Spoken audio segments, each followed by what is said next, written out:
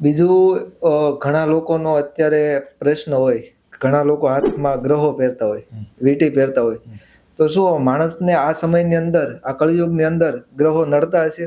અને જો ગ્રહો નડતા હશે તો એનું સોલ્યુ આ વીંટી કે એવા કોઈ ગ્રહો પહેરીએ કે કોઈ ચોક્કસ રુદ્રાક્ષની માળા પહેરીએ તો આ કાર્ય કરવાથી શું સફળતા મળે? તો આ ગ્રહો વિશે તમારું શું માનવું છે? શાસ્ત્ર કહે છે જો પેલા ગ્રહો નડતા હોય, નડતર શબ્દ ગ્રહો ગ્રહદેવ છે એની અરજોડોમાં.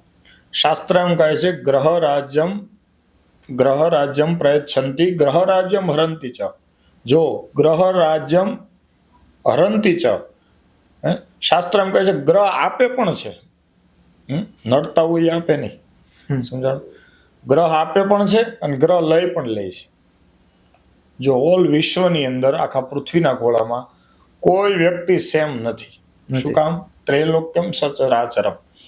જ્યોતિષશાસ્ત્ર એવું કહે છે કે બધાય અલગ છે એનું કારણ બધાના ગ્રહ દશા અલગ અલગ હોય છે, એટલે જ બધાની લાઈફ અલગ છે. અને આપણને વિચારે બધાય અલગ અલગ છે એ પણ જરૂરી છે. જો બધાની બુદ્ધિ સારામાં સારી હોય તો તમારે કોઈ કચરા લેવા ન આવે ને. એટલે ગ્રહ છે, બધાની બુદ્ધિ અલગ અલગ છે. બધાની બુદ્ધિ સરખી હોય તોય દેશ ન ચાલે, દુનિયા ન ચાલે. બધાની બુદ્ધિ સરખી હોય શું થાય? બધા પ્રધાનમંત્રીના ફોર્મ ભરે, ઝઘડા થાય. એટલે ગ્રહ છે, બધાનું જીવન અલગ અલગ છે, સ્વરૂપ અલગ અલગ છે. રૂપનાય દાતા ગ્રહો જ છે. હવે તમે ચાઇનીઝ જાઓ તો એ વ્યક્તિને જોવો તો એના સ્વરૂપ અલગ હોય, કારણ કે એનું લોકેશન ગ્રહોનું ફરી ગયું. અમેરિકાના વ્યક્તિ જોવો તો એનું અલગ હોય છે, ઇન્ડિયન લોકો જોવો તો એનું અલગ હોય છે. વાતાવરણ એ જ ગ્રહ છે. સામાન્ય તમે છે ચૈત્ર મહિનાનો તડકો હોય ત્યારે 10-15 મિનિટ વચ્ચે તમે સૂર્ય સામું ન ઉભા રહ્યો, કારણ કે ગ્રહના વાઇબ્રેશનો એવા હોય છે, એના પ્રકાશ એવો હોય છે કે તમને સહન ન થાય. તો સામાન્ય તમને નડતો નથી. જો શું આપણે એમ કહીએ બહુ પ્રકાશ છે, તડકો આવે, સૂર્ય નડે છે, એ એનો પ્રભાવ છે, પણ એના વગર એ ચાલે નહીં. એમ ગ્રહ એક જીવન છે, જરૂર છે. બીજું, તમે પ્રશ્ન બહુ સરસ કર્યો કે વીંટી પહેરવી જોઈએ કે નહીં પહેરવી. સામાન્ય વીંટી એટલે પથ્થર છે. તો આપણે પથ્થરને તો માથું ઝુકાઈએ છીએ, મંદિરોમાં મૂર્તિમાં જઈએ તો શું કરીએ? એ પથ્થર જ છે. પણ નકરો પથ્થરને માથું ઝુકાવતા નથી, કારણ કે આપણે પથ્થરને માનનારા નથી. પથ્થરની અંદર રહેલું ચૈતન્યને માનનારા છે. જો પથ્થરને માનતા હોય તો પગથિયે પગ દે એ પણ એક પથ્થર જ છે. તો પગ શું કામ દે છે? પગ એ પગથિયામાં ચૈતન્ય નથી, પણ ઓલામાં ભાવ આવી ગયો, ચૈતન્ય આવી ગયું. શું આવી ગયું? આની અંદર પ્રતિષ્ઠા થઈ એટલે ચૈતન્ય આવી ગયું. ચૈતન્યને માનીએ છીએ. એ જે અંદર તત્વ આવ્યું ને, તત્વને આપણે ઝૂકીએ છીએ.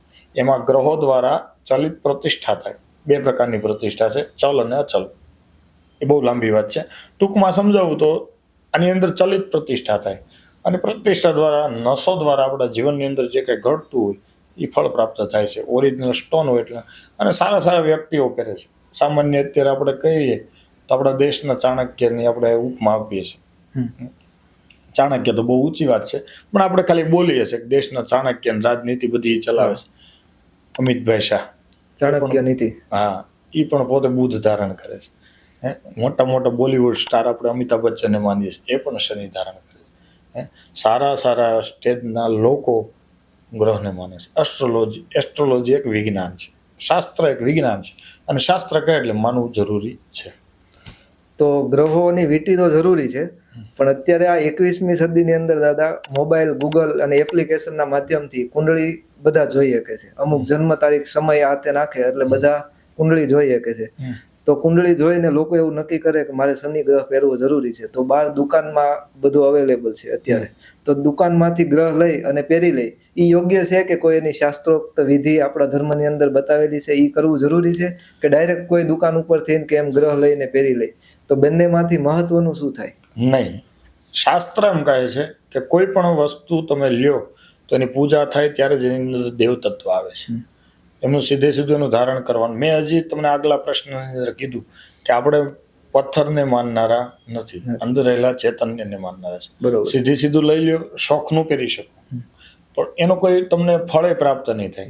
એના માટે તો તમારે કોઈ યોગ્ય શાસ્ત્રને જાણનારા વ્યક્તિ પાસે પૂજા પાઠ કરાવી, જેની પ્રતિષ્ઠાના મંત્રો બોલી અને પછી ધારણ કરવામાં આવે તો તમારા જીવનમાં એનું ફળ પ્રાપ્ત થાય છે.